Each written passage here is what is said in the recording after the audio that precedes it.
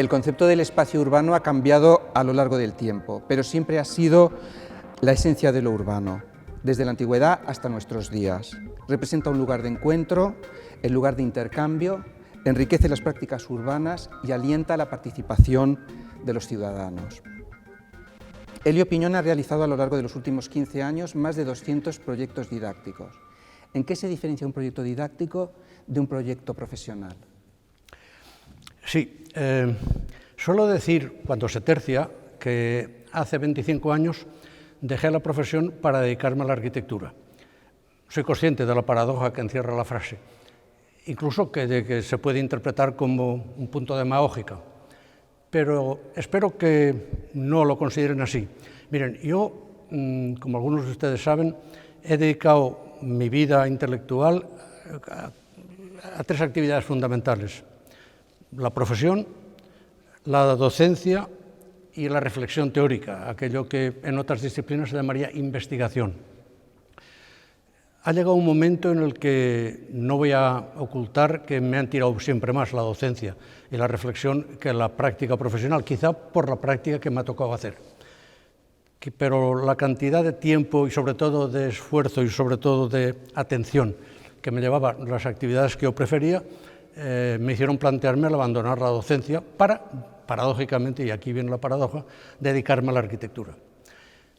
Pero además, esto coincidió, un salto al vacío que yo hice de una manera quizá inconsciente, coincidió, y en ese aspecto fue una suerte que tuve, con la proliferación de los programas digitales para modelar y para proyectar en 3D.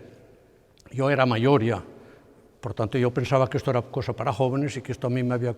Pero gracias a un amigo, arquitecto, profesor también, que insistió hasta extremos insospechados en que yo debía aprender a manejar estos programas, pues sí, efectivamente aprendí. Yo ya tenía 60 años, aprendí a manejar los programas y sin pecar de inmodesto diría que los aprendí a manejar bien, muy bien, y sobre todo por la experiencia que te dan 15 años.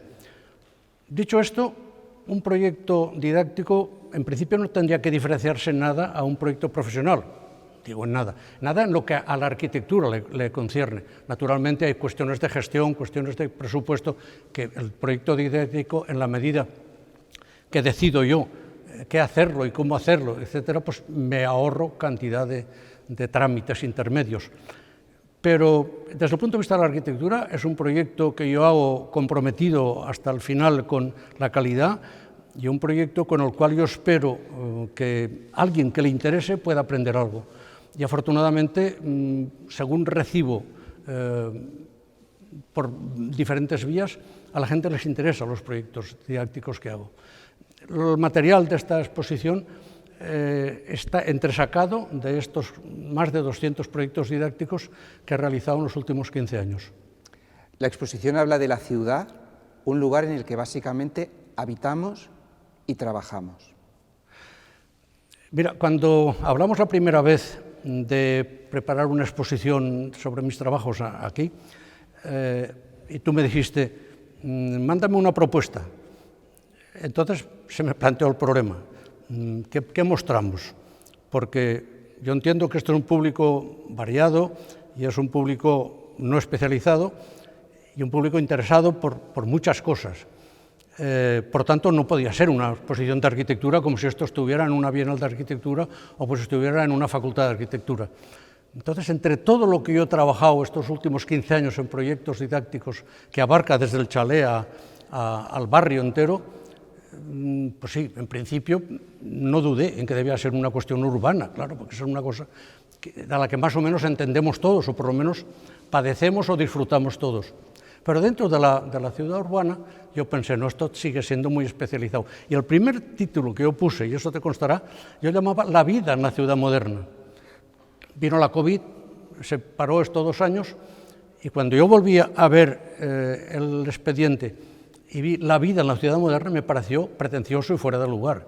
Yo no soy para hablar, además que yo qué sé de la vida en la ciudad moderna. Sabrán los sociólogos, sabrán otro tipo de especialistas. Entonces pensé, hice una especie de metonimia y pensé, claro, la vida. ¿Y la vida de la ciudad moderna dónde se hace? La vida en la ciudad se hace en el espacio público. Entonces pensé, estoy diciendo lo mismo sin ser tan pretencioso. Y entonces te propuse cambiar por el espacio público en la ciudad moderna.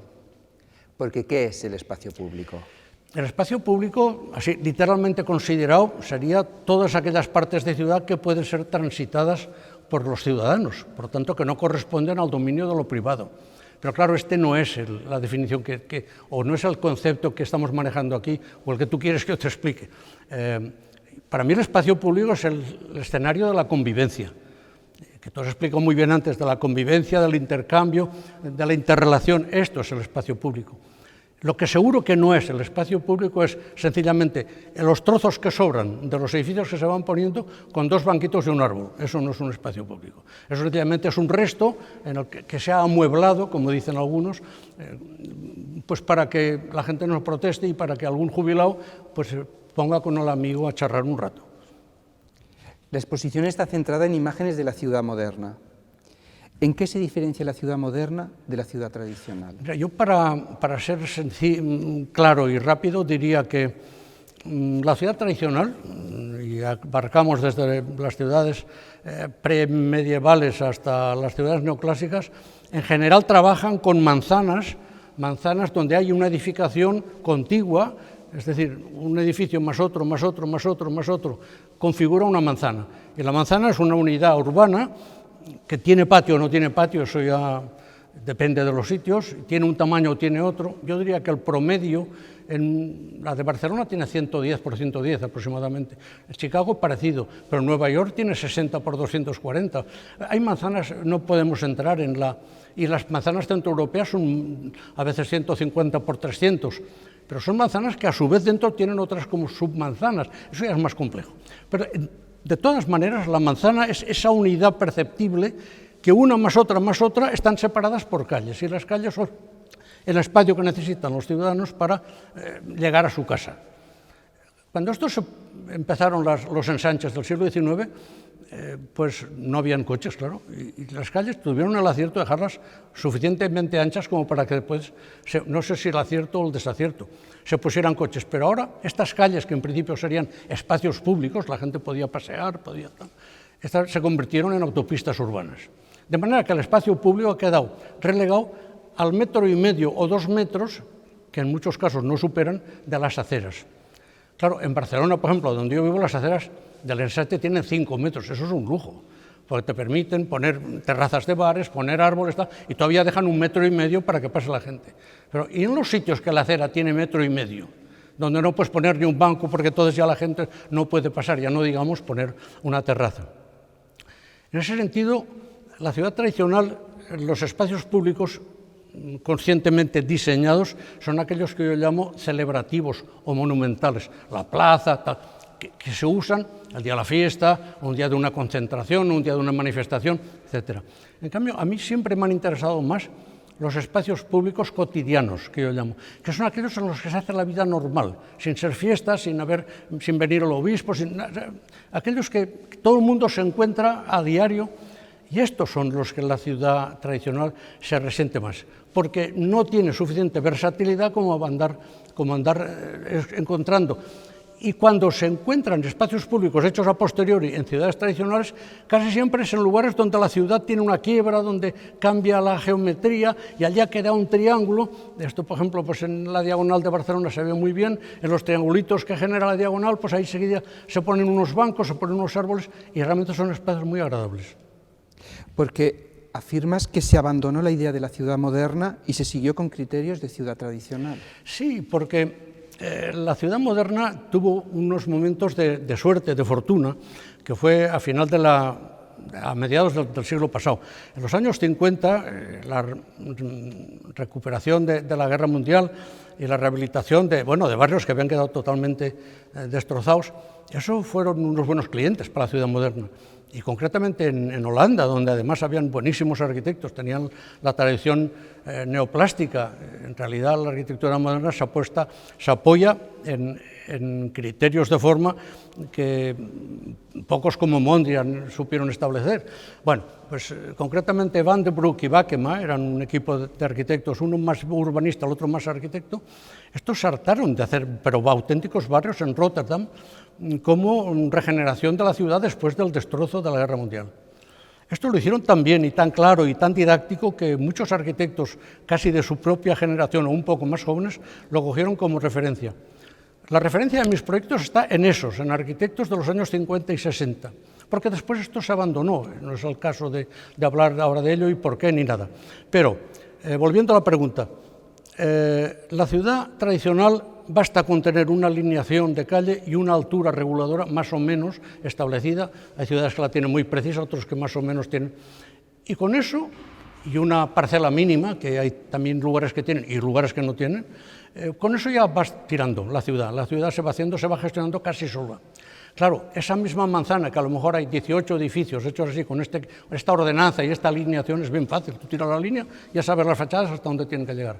Esto hacerlo en una manzana abierta, que caracteriza la ciudad moderna, hecha con bloques, con torres, con cajas, donde hay permeabilidad visual, hay permeabilidad de uso, esto es mucho más complejo. Eso quiere decir, de entrada, poner de acuerdo a los 24 propietarios que hay en esa manzana. Ponernos de acuerdo del porcentaje que cada uno va a participar en lo que se haga. Ponernos de acuerdo para que contraten a un estudio de arquitectura que tenga capacidad de proyectar aquello bien. ¡Uy, qué complicado! Poner al ayuntamiento. Los ayuntamientos no han tenido ganas de complicarse tanto la vida. Y entonces han seguido haciendo ciudades basadas en la contigüidad porque era sencillamente más sencillo, a pesar de que fuera aberrante hacer ciudades continuas en un momento en el que no hay convenciones arquitectónicas, porque si vamos a mitad del 19, las ciudades contiguas, y ahora pues en París, por ejemplo, y sin ir en París, pues puedes ir en Barcelona también lo ves, y lo ves en cantidad de ciudades con manzanas, lo ves en Madrid. Las casas son bastante parecidas, no son iguales, pero son compatibles. A mí el concepto que me gusta es de compatibilidad. A partir de los años 50-60 del siglo XX, se establece el mito de la libertad y cada uno puede hacer la casa como quiera, desaparecen estilos hegemónicos y efectivamente nadie se preocupa por la armonía, nadie se preocupa por la coherencia, y entonces utilizar un criterio urbano que está apoyado en la idea de coherencia, en una situación en la que no hay ni siquiera compatibilidad, eso es una barbaridad. O sea, que lo hace doblemente anacrónico. Se denuncia la poca calidad y cantidad de espacios públicos en la ciudad contemporánea. Sí, porque hay otro aspecto que a mí no me tocaría hablar, puesto que esto ya hay economistas, hay sociólogos. La ciudad se ha convertido en un lugar de la plusvalía, ha sido un lugar para hacer dinero. Esto es una cosa, por lo menos en nuestro país ha sido así. No sé si en todos, pero en más de uno seguro que también. Hay países más civilizados. Yo me recuerdo que en Canadá, cuando yo decía los precios, hace 8 o 9 años que estuve un par de veces los precios de la vivienda en España, se quedaban sorprendidos. Decían, pero ¿y quién puede comprar las viviendas con ese dinero? Muy pocos. Oiga, con ese dinero aquí se compra una mansión. Sí, pero es que aquí se plantea el problema de la vivienda como un problema fundamental para la gente. Hay que decir que en invierno se ponen a 35 bajo cero en Montreal, y eso también, el problema de la vivienda lo hace pasar a otro nivel. Pero bueno, a lo que íbamos. ¿Cómo podemos hablar de calidad de espacios públicos si la propia idea del espacio público está abandonada? Está abandonada porque se confía que ya se cumple pues, poniendo los bancos cada 10 metros y los árboles cada 12. Y esto son decisiones administrativas que casi se pueden poner en un papel. Y claro, el espacio público, la calidad del espacio público pasa por reconocerlo, como la calidad de un dormitorio o la calidad de una sala de estar pasa por poner la luz en su sitio, ponerlas. Y si esto no se hace o se resuelve de una manera pues casi administrativa, decidiendo, pues esto prorrateado aquí, no es que es de poca calidad, es que no existe como tal. Sencillamente hay muebles por ahí puestos y los árboles, esto es otra cosa curiosa, los árboles para hacer bonito. No como espacio arquitectónico un árbol genera, el árbol para hacer bonito. Yo conozco pueblos de los que tú y yo no somos muy lejanos que se ponen árboles de hoja perenne, lo cual me parece una barbaridad porque no se puede ver el toro, porque en invierno, en octubre, tienen las hojas puestas y en verano, pues no, como son copas pequeñas, tampoco protegen. O sea que la funcionalidad más elemental del árbol no existe. Entonces son cosas que hay que reflexionar, pero hay que reflexionar sobre todo a partir de reconsiderar la ciudad, un poco como tú lo has definido perfectamente en la primera intervención, como lugar de encuentro, como lugar de intercambio, como lugar de convivencia y no como un lugar de explotación económica. Y insisto que esto no es un tema que a mí me... Un aspecto muy vigente en el discurso actual es la sustentabilidad de la ciudad. Sí, claro, la sustentabilidad de todo, claro. Yo una vez dije, hace muchísimos años, cuando empezaba a hablarse de esto en Buenos Aires, yo dije, es que la buena arquitectura siempre es sostenible. Y entonces tomaron nota los periodistas que habían y tal, pensando, este tío nos ha dado un titular. Sí, porque es que la sostenibilidad ahora se ha convertido en un mito que al final acaba de una manera grotesca proponiendo en las redes edificios sustentables cuando tienen arbolitos por las terrazas. Eso me parece un ridículo, ¿no? Pero una ciudad sustentable cuando, por ejemplo, pues no necesita tener calefacción para refrigerar lo que calienta el sol, por ejemplo. Y esto nadie lo plantea, como que les parece que las ciudades son más sustentables cuando tienen más vidrio. Ah, sí, y el sol que entra, ¿cómo lo sacamos? Ah, con aire acondicionado. Pues mire, eso no es sustentable. Una ciudad sustentable, por ejemplo, cuando esos espacios públicos que yo proyecto y que van a ver ustedes aquí y tal, tienen suficientes clientes como para ser usados, porque un espacio público que no se usa se deteriora, pero se deteriora rápido. Y además hay un efecto de tipo psicológico, de que cuando la gente ve un espacio deteriorado, le vienen ganas de dar patadas a las papeleras, y le vienen ganas de tirar cohetes a los bancos. O sea, un periodista americano hablaba, no, es que cuando un barrio empieza a deteriorarse, lo primero que hay que hacer es una inversión fuerte del ayuntamiento para reponer todo, para reponer los vidrios, no dejar casas arruinadas con los vidrios rotos, porque eso te invitan a la gente, y por lo visto está científicamente demostrado, a tirar piedras y acabar de romper los que no estaban rotos.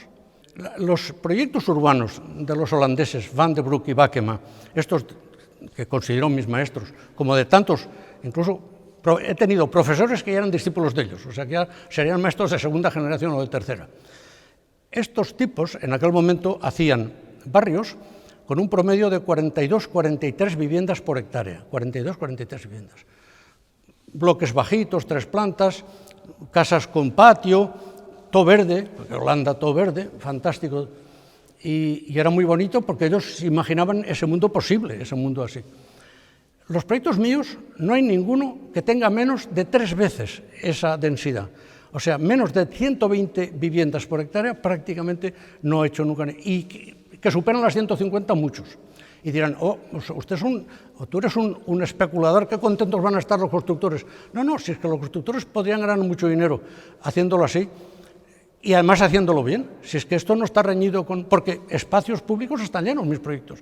Y entonces, ¿cómo está? Es que a mí una torre de 12 plantas no me da ningún miedo, o de 14. ¿Pero por qué me va a dar miedo la torre de 12 blancas? Si técnicamente es facilísimo de resolver. Si hablásemos de 30 plantas ya no diría lo mismo. Pero 10, 12 plantas, ¿por qué no? Técnicamente no plantea prácticamente ningún problema. Ahorra comunicaciones. El ascensor es el corredor que tendría que ir distribuyendo, está en altura y ocupa 3 metros cuadrados. Y libera espacio.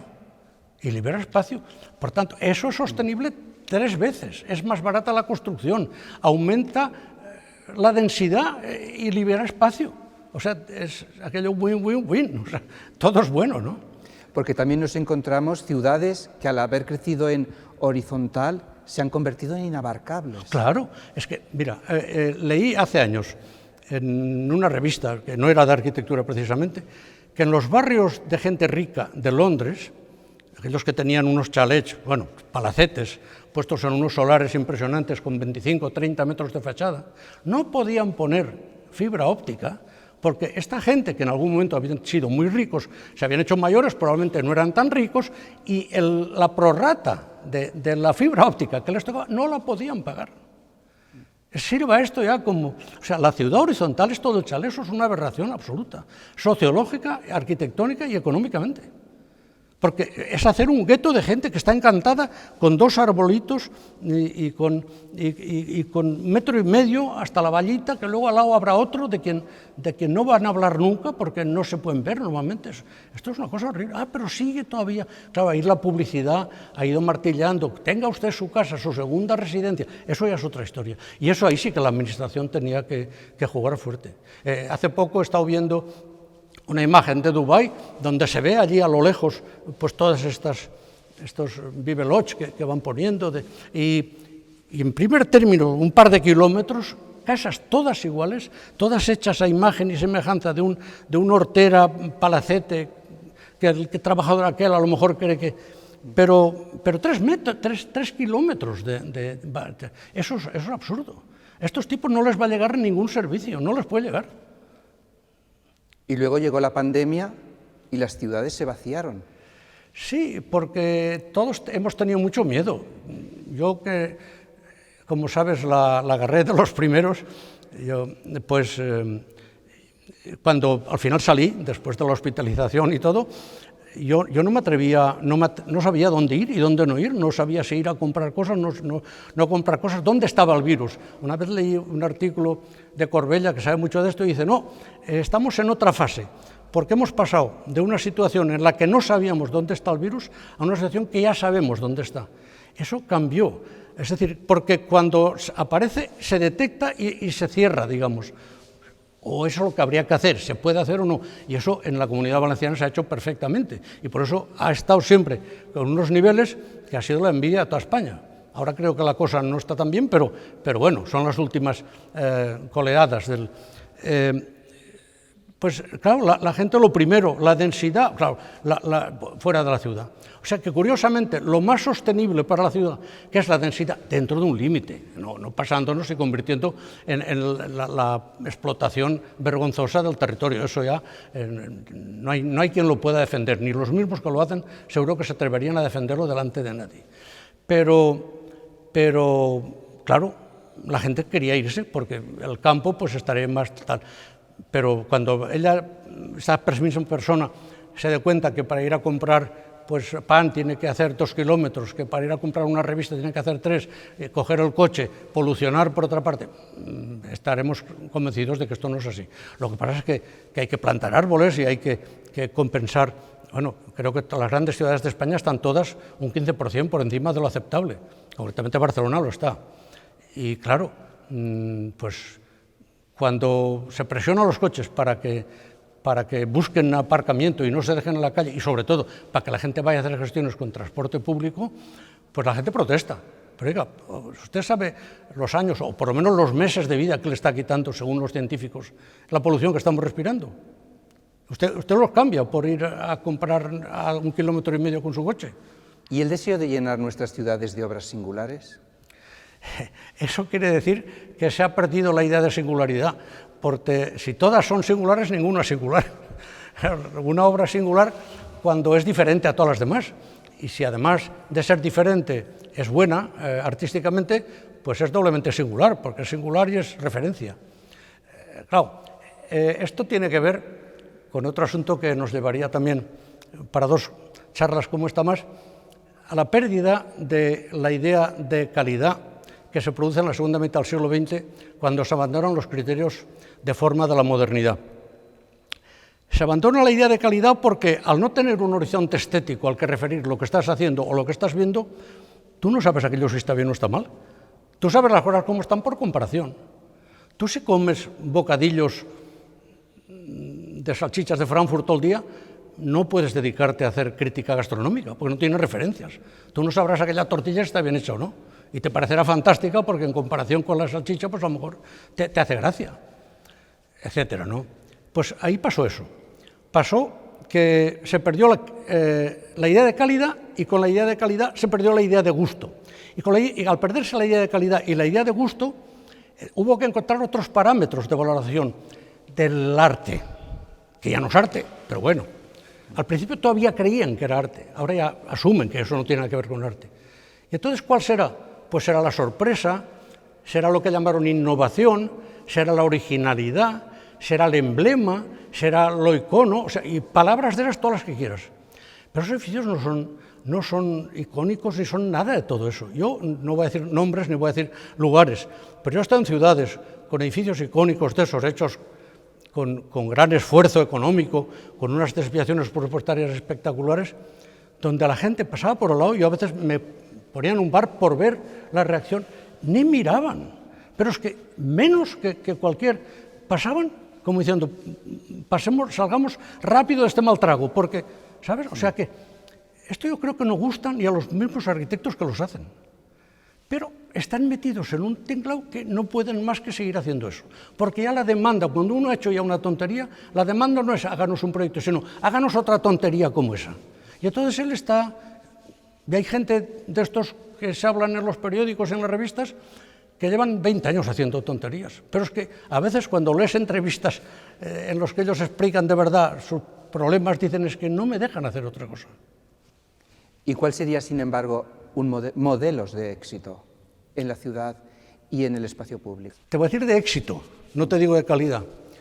Dubái, que supongo que tiene espacios públicos porque todos los mamotretos que ponen no suelen encajar con unos con otros y hay unos espacios residuales y se rellenan más o menos con céspedes y con soluciones más o menos imaginativas, encanta a todo el mundo. A mí me pagarían un viaje a Dubái y no iría. Porque leí una vez que Nietzsche decía que hay que evitar los momentos de desconfort espiritual. Yo me encontraría tan mal que diría, no, mire, yo eso usted lo da a una ONG. Pero tengo cerca de mi gente que están esperando recoger un dinero para irse 10 días a Dubái o una semana. Claro, hablemos de ciudades que yo aprecio y a las que yo voy con frecuencia. Nueva York, vamos a hacer una que... Bueno, Nueva York, hace 2 años que no estuve, la última vez. Estaban ya acabando edificios que la aproximaban vertiginosamente a Dubái. Empecé a ver en Nueva York cosas, claro, y te preguntas, ¿y cómo es eso? Hombre, los arquitectos que hacen en Dubái lo que hacen son americanos, casi todos. O sea que no nos va a extrañar. Ha bastado sencillamente que las administraciones y el público en general, no vamos a culpar a las administraciones siempre, se hayan concienciado de que aquello es bonito y que aquello es lo que hay que hacer para que ya lo tienen en su ciudad. Bueno, pues ahora en Nueva York yo volveré, claro que volveré, pero me cuidaré mucho de ir por según qué zonas. Cosa que no me pasa en París. En París, mi París no me lo han tocado. Y eso es fantástico. Yo sé que en París hay barbaridades también, claro que hay. Y hay fantasías de estas y hay todo lo que quieras. Pero por lo menos en el París, diríamos de postal, y no es que yo vaya a París precisamente a ver postal, a ver si, pero en el París que yo vigilo, que para mí es lo máxima, digamos, nivel al que llegó la humanidad en un determinado momento de la historia, el ver 200 metros de calle con arquitectura absolutamente homogénea, sin ser idéntica. Eso es refinamiento, y que todo el mundo lo aceptaba y lo celebra. Ahora ya las últimas generaciones ya seguramente ya les cansa, pero bueno, ese es otro tema. Pues París, alguien ha tenido habilidad para decir, sí, usted haga esto, pero se va a hacerlo allá. Hablemos de la Défense, era el centro de negocios importante que en un determinado momento hay que hacer en París. Pues por la razón que sea, yo ya he dicho que yo no soy urbanista ni entiendo de eso, pero por la razón que sea, entre todos decidieron hacerlo fuera, allá donde está. La Défense es un museo de los horrores, como estas cosas, pero mira dónde está, lo ves por debajo del Arco del Triunfo, allá lejos, que parece una visión, allá está la Défense. Bueno, pues por lo menos yo haría esto, para no molestar a los que esto les puede ofender, pues háganlo lejos y... En esta exposición suena el clave bien temperado de Bach. Sí, hombre, no voy a ocultar que tengo una predilección por Bach. No es que es el músico que más me interesa, probablemente no es, pero tengo una comunicación casi afectiva. Mira, y te diré por qué. Una que es irracional, y esto me lo he replanteado y he llegado a esta conclusión. Yo creo que lo que estoy haciendo yo con la arquitectura moderna, es decir, intentar sistematizar una arquitectura que tiene ya 100 años de existencia, pero que hace 50 o 55 decidieron abandonarla, quedamos en el mundo gente que la practicamos, pero pues había que sistematizarla, había que hacer el sistema moderno que hubiera podido ser y no fue, como el bolero, ¿no? Lo que hubiera podido ser y no fue. Bach lo hizo con la música barroca. Sistematizó el barroco, incluso más que el barroco, la música prebarroca. Y esto es una cosa que me hace que me caiga simpático. Pero además, la razón fundamental por la cual yo desde el principio te dije, vamos a poner el clavecín bien temperado. ¿Por qué? El clave bien temperado, como muchos de los que nos escuchan sabrán, es un preludio y una fuga tocado en 12 tonos diferentes. Empieza en do, un preludio en do y una fuga en fa. Hay que decir que un preludio y una fuga son formas musicales precisas, que dejan toda la libertad al compositor, pero hay una serie de normas que no se puede saltar. puesto que es lo que define la forma, como si digamos un traje, usted haga el traje que quiera, pero que yo me lo pueda poner, que tenga 2 brazos, que tenga, etcétera, ¿no? Eso hay unas... empieza en do, después do sostenido, después re, después mi bemol, después mi... O sea que 2 por 12 son 24 cortes que ocupan 3 compactos. Y una persona que no esté acostumbrada a oír música, le pones un trozo del primero, un trozo del segundo y un trozo del tercero, y dirá, esto es muy parecido, a mí me suena casi igual. Es algo que puede decir alguien que no esté acostumbrado a mirar en esta exposición. Puede decir, yo me voy porque todo el rato es lo mismo. Yo les aseguro que todo el rato no es lo mismo, ni mucho menos, pero todos responden a un sistema de una manera análoga a como los preludios y las fugas de Bach responden a su intento de sistematizar, y su intento absolutamente conseguido de sistematizar la música que había en su momento y anterior a él. Muchas gracias. Gracias a ti.